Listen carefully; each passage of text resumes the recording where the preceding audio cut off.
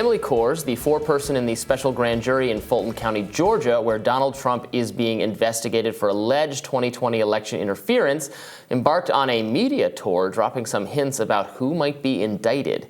Here she is Wednesday on CNN. It's not a short list. Not a short list. More, I mean, when it comes to 75 witnesses, like, it's not, I assume, of course, it's not 75 people.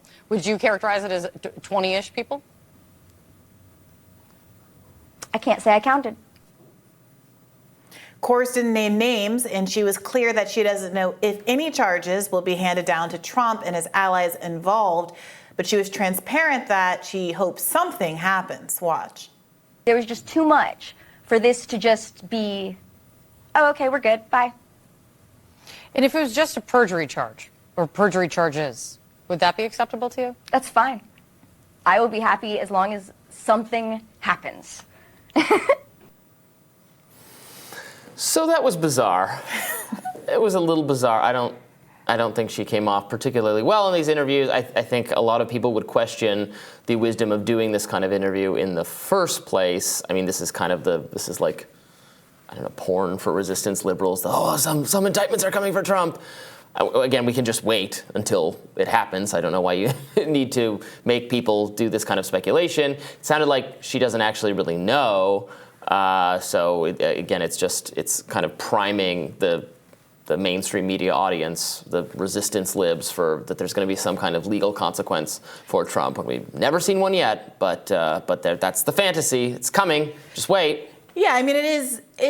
If the conversation becomes about this woman and her affect and the perception of bias, instead of, the Trump-Raffensperger call and him clearly asking him to look for votes and saying that the Dominion voting machines, there might be a problem there, and can you find the votes for me? And Raffensperger clearly saying that, no, you lost. No. That's just not how this is. You don't actually have the votes. I think that is the part of the kind of the election interference 1-6, stop the steal saga that Democrats are on the best footing for. Mm-hmm. There's an audio tape of Donald Trump trying to coerce a conservative representative in Georgia to change the election results. That's the sweet spot for Democrats. Why there has been a choice to talk about other things that are, I think, less convenient, or perhaps to entertain moments like this that open the door to perceptions that the system is rigged against Donald Trump. Yeah, show this to Trump people, show this to Trump supporters, see how they react. I mean, this will make many of them think, and maybe they were going to think it anyway, that it gives some credence to their argument that the whole thing is rigged against Trump, when like the jury foreperson seemed gleeful. I mean, she giggled with excitement at the idea of Trump facing legal consequences. Yeah, I mean, and that could obviously just be because they heard so much evidence that it seems wrong for Trump to be able to walk away from doing all of the things that we know he did, because again, we have the phone call without any kind of pushback, with any kind of legal censor. Like that does feel unjust to a lot of people. And this is the indictment. So this is not being convicted here, but whether to bring charges. And what's the famous line that you can indict a ham sandwich. Exactly. Yeah. You can indict a ham sandwich. But of course, if you don't indict him, then this is a world in which there are absolutely no consequences on likelihood. No legal consequences. No. There could be electoral consequences, in that he's unable to successfully persuade enough of the country to ever vote for him because of the embarrassing things he did in 2020. I mean, he's damaged his own January 6th and everything else, hurt him. There's no argument that it didn't hurt him.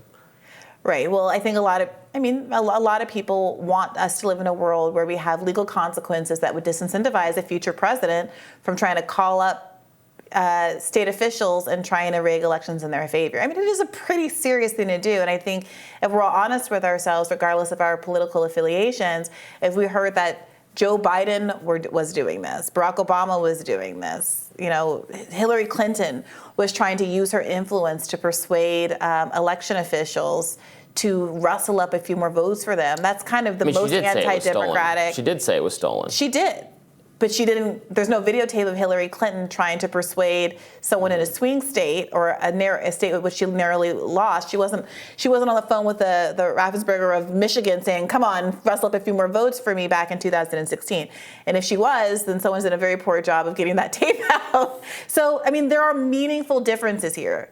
That it's kind of bizarre to me that this isn't a bigger story. And who even knows what the political affiliation of that woman is? It could be that she's frankly a conservative who is disappointed in the anti-democratic behavior of Donald Trump. Gonna bet no, but and to the extent that there aren't more conservatives who are frankly really offended by the anti-democratic behavior of Donald Trump, I don't know that reflects especially well on that constituency. I mean, the governor of Georgia, Brian Kemp, had no appetite for indulging Trump's election fantasies whatsoever, and was I think that's part of why he was able to win. Defiantly reelected. Yeah. I think the Republican base, I don't think they want to re-adjudicate 2020 whatsoever. They want to move on. Well, what do you have to say then about the whole kerfuffle around all of the 40,000 hours of footage that is being exclusively released to Tucker Carlson? We talked about this at length earlier in this week, that there seems to be an effort That's an accountability and a transparency thing. No, we were talking about earlier this week that there seems to be an effort in the conservative media to do pageantry and to kind of do narrative building around 1/6. You said that you think the only real reason to want to do this is to dispute some of the narratives that liberals have put out there about how horrible this was and to somehow diminish the claims about how significant that particular incident was. An incident which you agreed was bad and significant and really embarrassing for the Republican Party. So, and my point when we were having that conversation was, if I were conservative, if I were Tucker Carlson, I might just want to leave all that alone and relegate it to the dustbin of history because it's just not a good look. Let's focus on other areas. But these are not contradictory things at all. That Trump engaged in ridiculous behavior, inappropriate behavior, possibly illegal behavior with the calls in Georgia, and then also his individual behavior on January 6th, the speech he gave repeating the things about the election that were not true, that I do think provoked the spontaneous mob action that took place at the Capitol. Now, I think the way to hold him accountable for that was what was done, was the trial in the Senate, which he was acquitted essentially in the constitutional in the removal from office sense. Oh well, got to move on.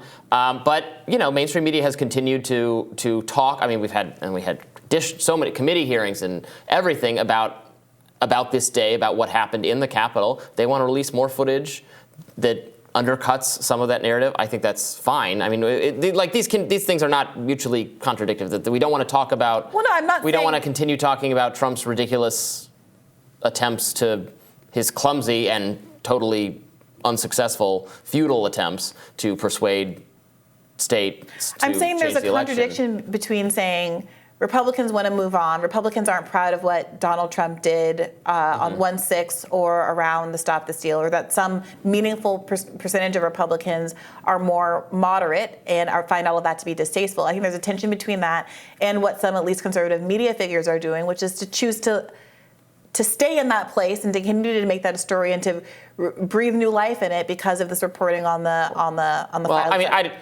I'm not a Republican operative, so I'm not thinking about it from is this actually bad for the Republican Party's futures? Because look, I think people should have access to this footage. I think as a journalist, I'm interested in it, and I think everybody should have it. And it's a shame that Democrats didn't see fit to just kind of give that out when they had control of the House. Right. Well, I mean, their argument is that. Right. Safety is threatened. I think that there probably is an equation that has to be done between the news value of it. If it's 40,000, most of these 40,000 hours are going to be pictures of blank hallways.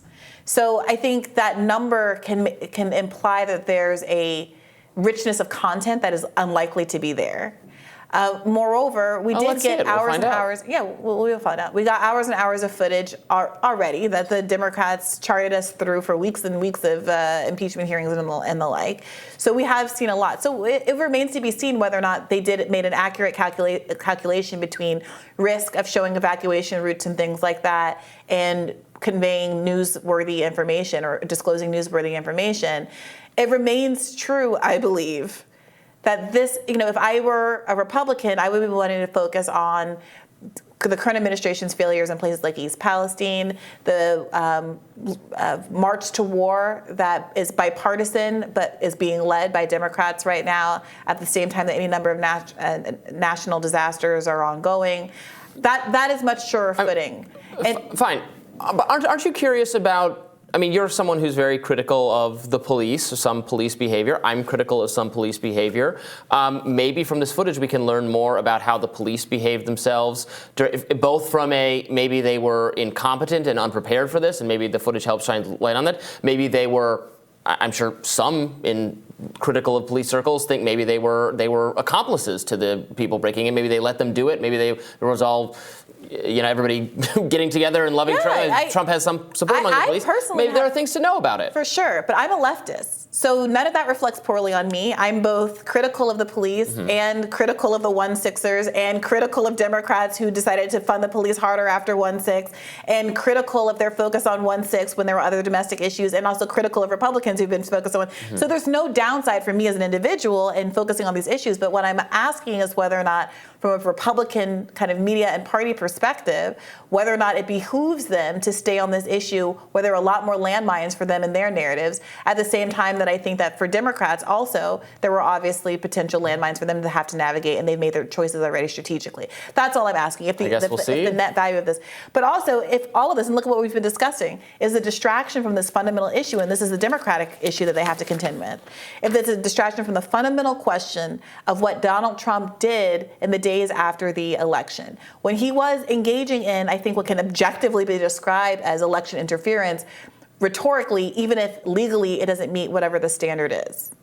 Sure, and I think he should not be president again, and people should not select him to be the Republican nominee, and people should not vote for him. I think that is the proper consequence of the bad things that he did, whether it meets some kind of legal statute. Again, I guess we'll see. Now, again, the ham sandwich thing, so he could very well be indicted, and that could not mean there's actually any underlying criminality or guilt. That will have to be a question that will be settled. And I've made myself pretty hungry for lunch. All right, well, maybe we can get Donald Trump to send you some McDonald's. Nice reference. Yeah, we're right. We'll be right after this.